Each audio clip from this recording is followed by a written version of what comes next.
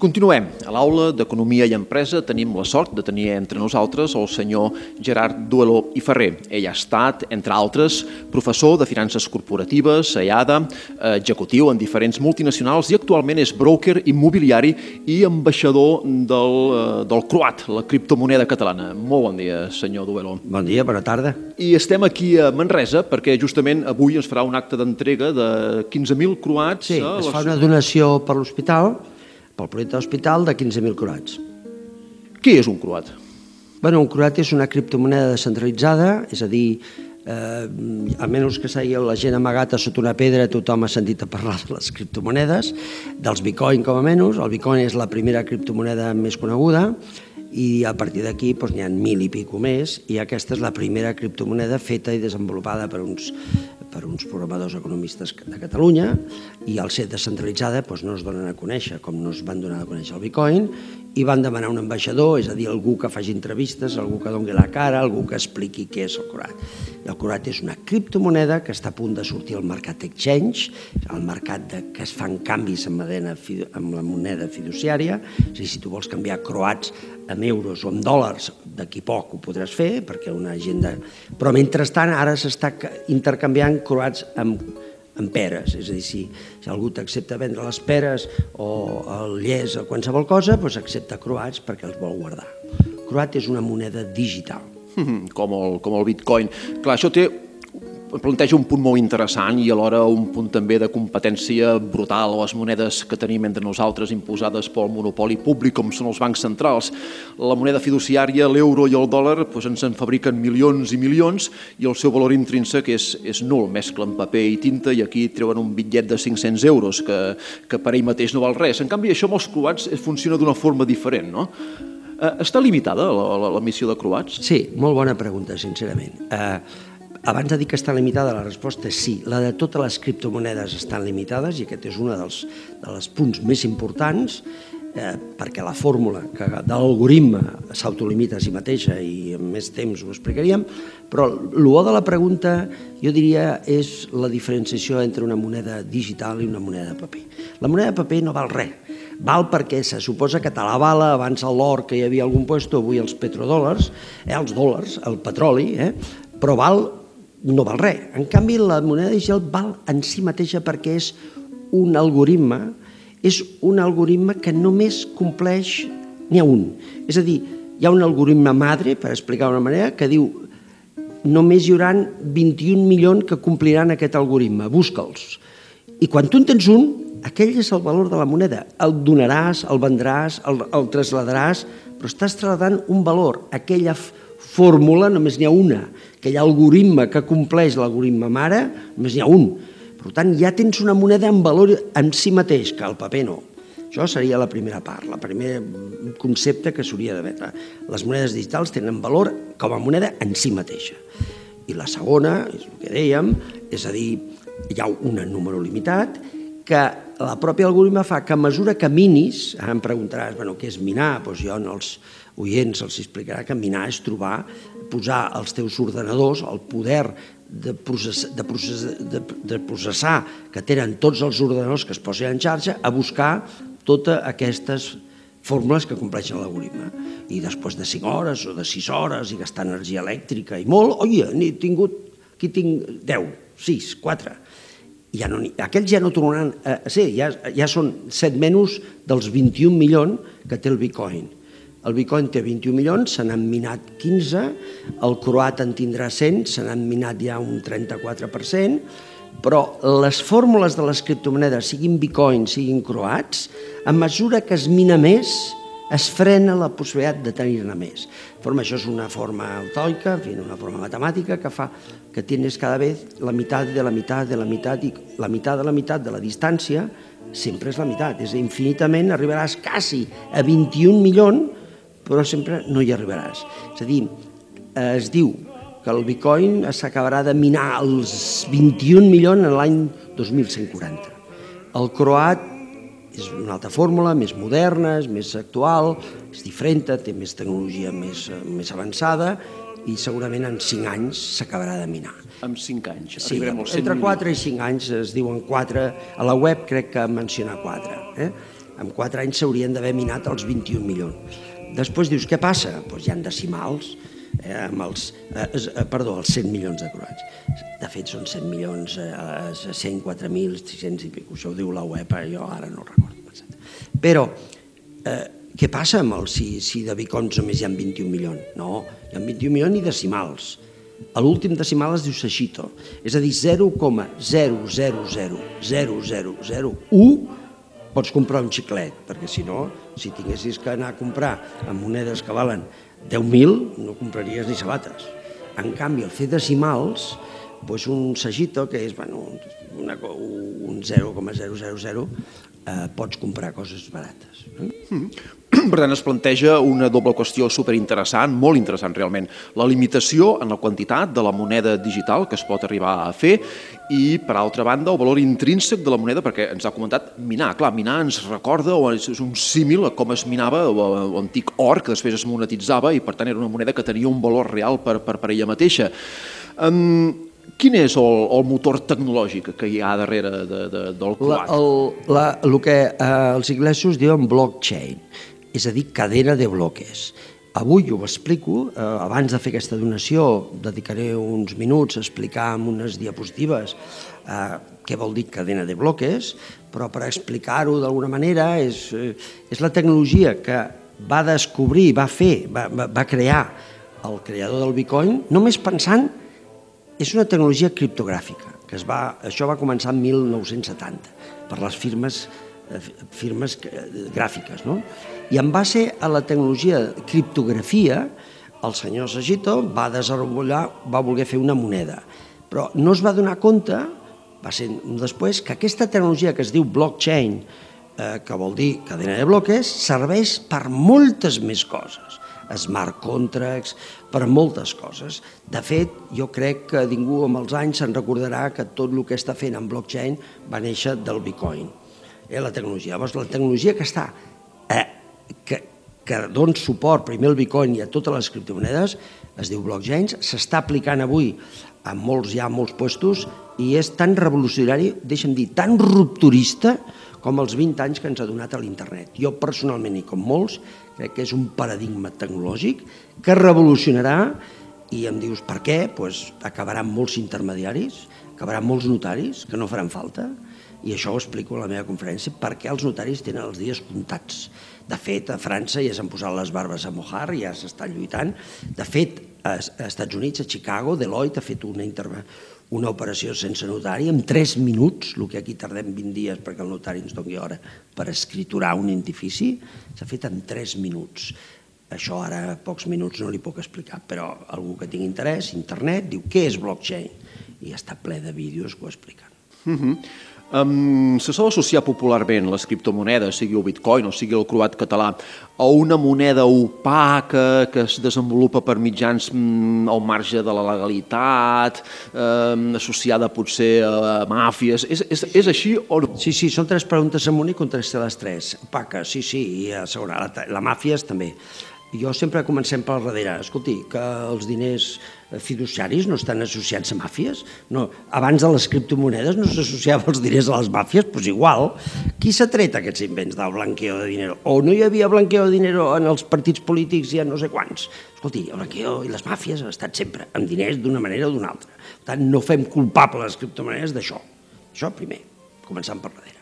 Què és més opac que avui? Sí, doncs, escolti, és més opac avui, que s'espavili, la tecnologia sempre va per davant, encara avui no s'han tret totes les lleis que s'han de treure per internet, perquè el món legislatiu està ocupat i no sap treure ràpidament les lleis com lo ràpid que va la tecnologia. Bueno, això de qui és culpa? Doncs dels legisladors, no dels tecnològics, que van més ràpids. Per tant, també haurien de veure si ara els culpables són els tecnològics que van més ràpid que la legislació. Dit això, il·legal no. A veure, jo canvio pomes per peres o vaques per ovelles i aquí no s'endú a l'IVA un tros d'ovella amb IVA. No, escolti, això està legal, el trueque. Quan jo de les ovelles que avui m'he fet les venc, tinc que declarar que he fet una operació comercial a la qual tinc que pagar els meus impostos. I això és igual. La gent que opera en bitcoins no declara res, però quan aquell bitcoin el canvia per dòlars, en aquell moment ha de fer una declaració, fins i tot ara la llei dirà que ha de fer una declaració patrimonial si té un valor que el té en bitcoins, doncs perfecte, però el sistema d'OPAC no té res. El que té és que se salta els bancs, que són els que es van inventar els diners i els que els magatzemen i ens els deixen i els que ens cobren per moure alguna cosa que és de tots, i també els estats que el que tenen que fer és pagar-los els impostos, però no que ens controlin les nostres comptes.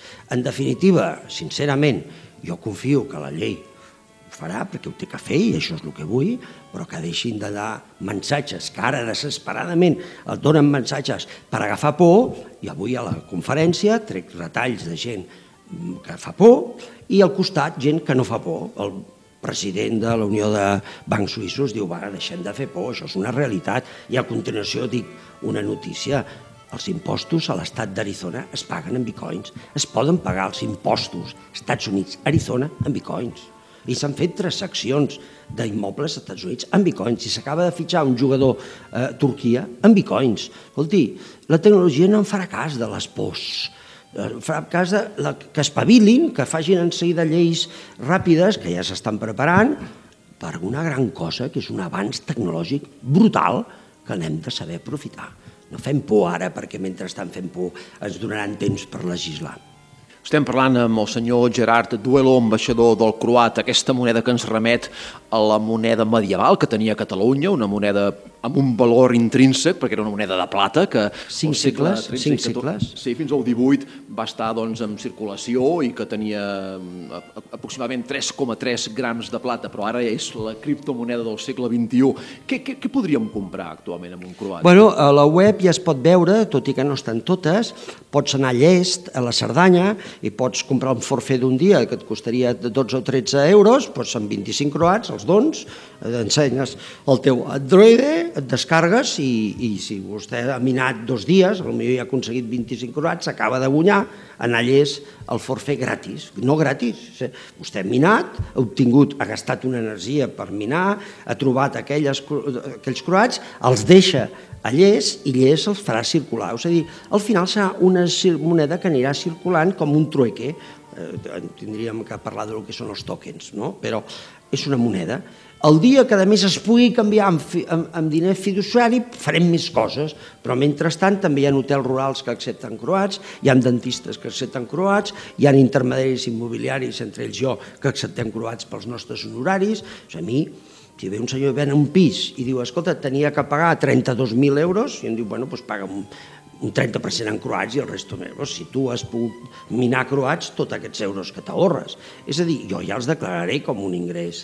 Aquí el tindré que declarar, és a dir, jo estic disposat. Jo no vull utilitzar la moneda digital per saltar-me els impostos que com a ciutadà tinc que pagar, però em queixo que facin pors sobre una tecnologia que l'haurien d'apoyar.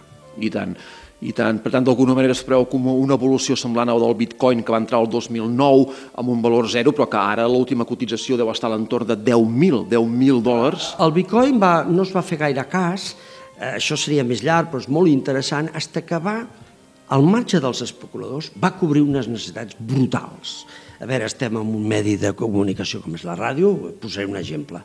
WordPress, que és una plataforma, no podia pagar als periodistes de 70 països que no tenien PayPal i els bancs no volien treballar. I llavors, com cobraven aquestes persones si no podien cobrar i moure's amb PayPal i els bancs no feien transferències internacionals amb Haití, amb Kènia, amb Etiòpia, amb Madagascar, 70 països. Fins i tot Afganistan i molts països, les dones no tenien compte, eren comptes de l'home, i si elles volien cobrar elles, tenia que cobrar l'home. Per tant, i els van dir, no, us pagarem i ho moureu en bitcoins. I d'aquell moment la dona cobrava, perquè va obrir un monedero. El marit seguia tenint la compte de la família, però les dones es van independitzar gràcies a la compte de bitcoin. I tots aquests 70 països van seguir treballant, cobrant en bitcoins, perquè no hi havia PayPal, tampoc hi ha Andorra encara, i en canvi cobraven. Aquesta, què va fer? El bitcoin, la tecnologia, va permetre que 70 països tinguessin accés a la liquidez de diners pel contra del seu treball, que l'establishment de PayPal o dels bancs no els hi permetia.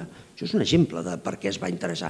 I quan això va passar, Va sortir el 2010 a bossa, a Japó, i la gent va dir, això m'interessa.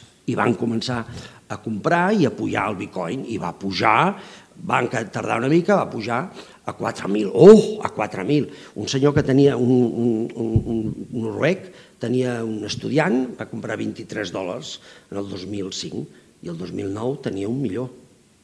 I no se'n recordava. Jo poso en aquest cas. És a dir, què va passar? Que automàticament fondos d'inversió van creure amb la tecnologia. I clar, com tot, oferta i demanda. Quan entren els especuladors es fa molt inestable, perquè quan puja molts venen. I ara, avui, li estan fent un mal favor al bitcoin, perquè avui no es pot utilitzar el bitcoin com a moneda de transacció comercial perquè és molt inestable.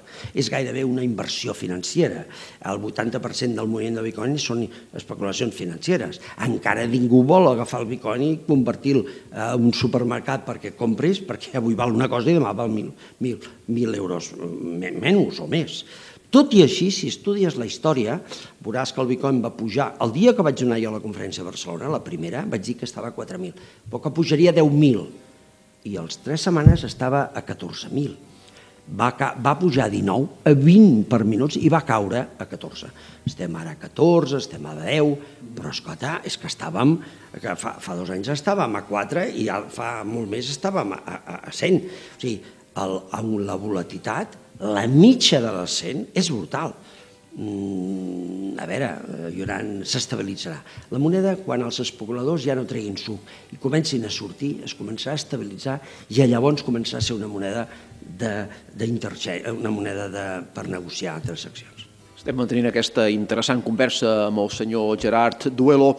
Malauradament ja el requereixen perquè inici de la conferència. Hi ha alguna qüestió que vulgui afegir que no hagi sortit abans? Que tothom, una. Per favor, entreu a croat.cat, baixeu-se el Monedero, que és gratis, tardareu la primera nit segurament 40-50 minuts o poder hores, per segons la potència que tingueu de l'ordenador. Tingueu fe, tardeu, aneu-se a dormir i el dia següent tindreu un Monedero amb saldo 0-0, però podreu començar a rebre d'amics i de gent. Hi ha a telegram.croat, hi ha 500 miners que us regalaran un croat o el que sigui. Comenceu-la a moure perquè l'èxit del croat per Catalunya és que es comenci a extendre mils de monederos, aunque tinguem 3 croats, 5 croats, que realment surti l'exchange i aquesta moneda quasi els especuladors no ens faran mal, perquè si està a molts monederos de Catalunya, o sigui, si hi ha 2 milions de catalans que els hi pot agradar el nom de croat perquè els hi sona alguna més que no és català, jo no dic, aquesta moneda és independent però no independentista, és una moneda independent de bancs i de governs. Baixeu el Monedero perquè els intergents controlen quanta gent baixa Monederos, o sigui, en número, i ara som 250.000, ja han pujat molt. Per exemple, els miners que estan a telegram.croat ja som quasi 600, aquí en el foro seran 1.000 ja. En aquests últims 3 mesos s'ha multiplicat per 100 l'interès. Per tant, la meva última requeriment és baixeu-se gratuïtament el Monedero, un canó, tingueu el Monedero croat, jo me n'enteraré, jo a vegades faig arribar 5 croats amb un, 5 amb un altre, 6 amb un altre, jo surto a Facebook com a ambaixador croat, a vegades algú, ja tinc un Monedero, m'enviaria algun croat, escolti, li envio 5, li envio 10, li envio 3, li envio 100, perquè jo vull que estigui molt diversificat la moneda a Catalunya quan sortim. Doncs agraïm les paraules de Gerard Duelo i Ferrer, ambaixador del croat, broker immobiliari. Gràcies i que tingui el millor dels èxits aquesta iniciativa. Moltes gràcies a vosaltres, moltes gràcies.